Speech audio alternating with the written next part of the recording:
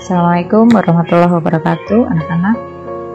Mudah-mudahan kalian semua dan kita semua akan selalu dalam keadaan sehat ya. Kabarnya hari ini sehat dan akan tetap selalu sehat dan selalu dalam lindungan Allah Subhanahu wa taala.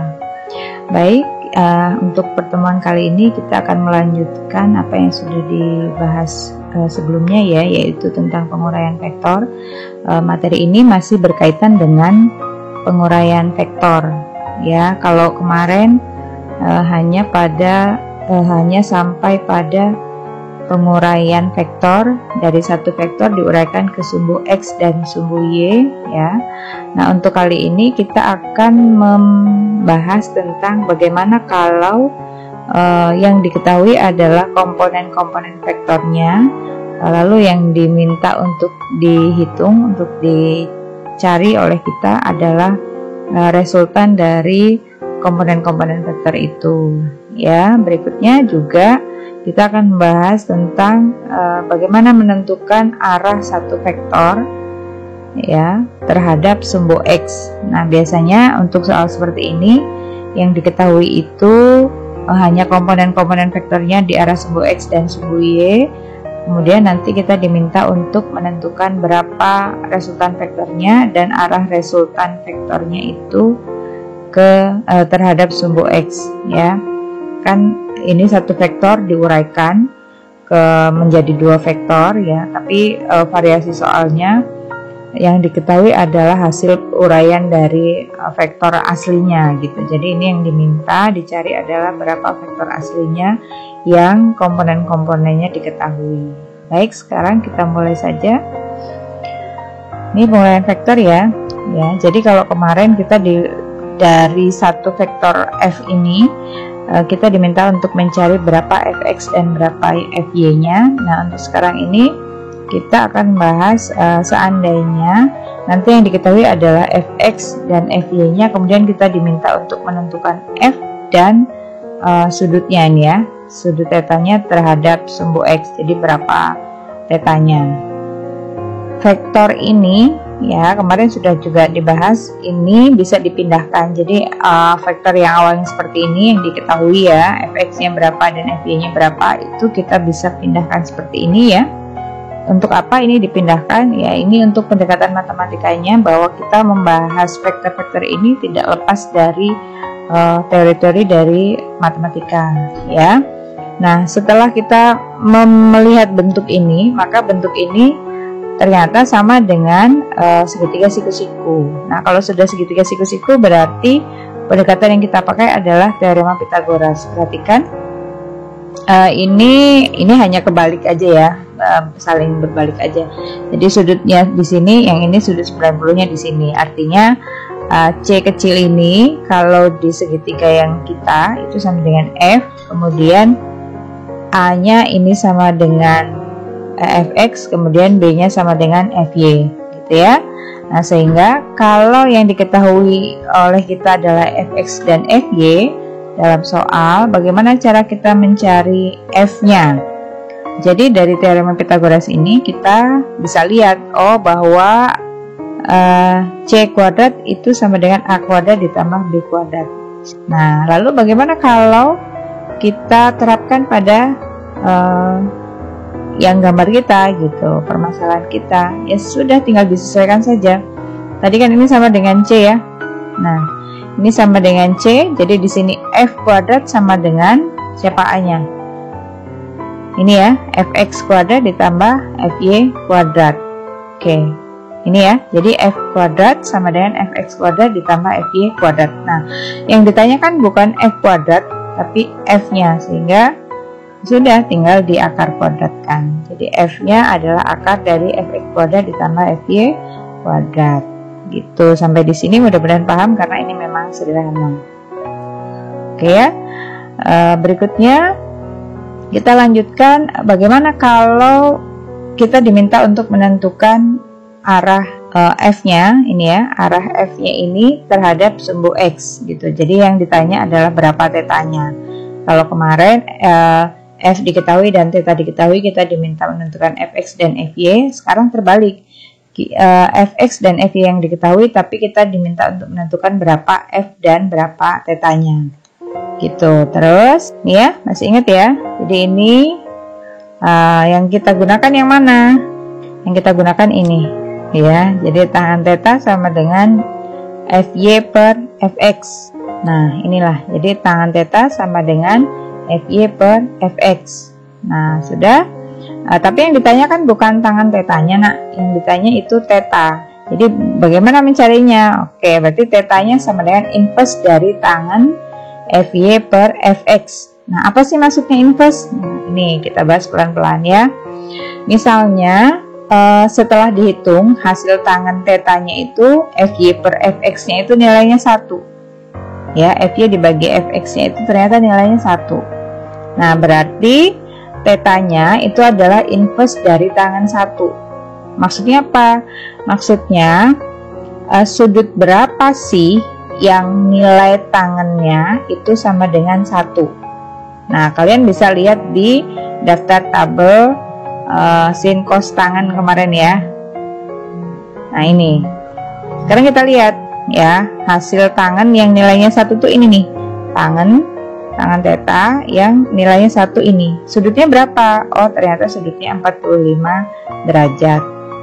Nah tapi nak, kalian silahkan lihat tabel sin cos tan itu dari sudut 0 derajat, sudut istimewa ya, dari 0 derajat sampai 360 derajat. Nah di situ nanti nilai tangan tuh selain 45 derajat itu ada yang nilainya juga 1. Nah kalian cari itu, nah itu di kuadran berapa? Maka apakah nanti sudutnya 45 derajat atau yang lain, itu tergantung atau kalian lihat fy dan fx nya di kuadran berapa, kuadran 1, kuadran 2, kuadran 3 atau kuadran 4 gitu. Kalau misalnya fy dan fx nya semuanya adalah kuadran 1, berarti wilayahnya masih di 0 derajat sampai 90 derajat. Kan kuadran itu dibagi 4 ya nak. Kalau ini kita tambahkan garis. Nah, oke, ini kuadran 1, ini kuadran 2, ini kuadran 3, ini kuadran 4. Sudutnya berapa?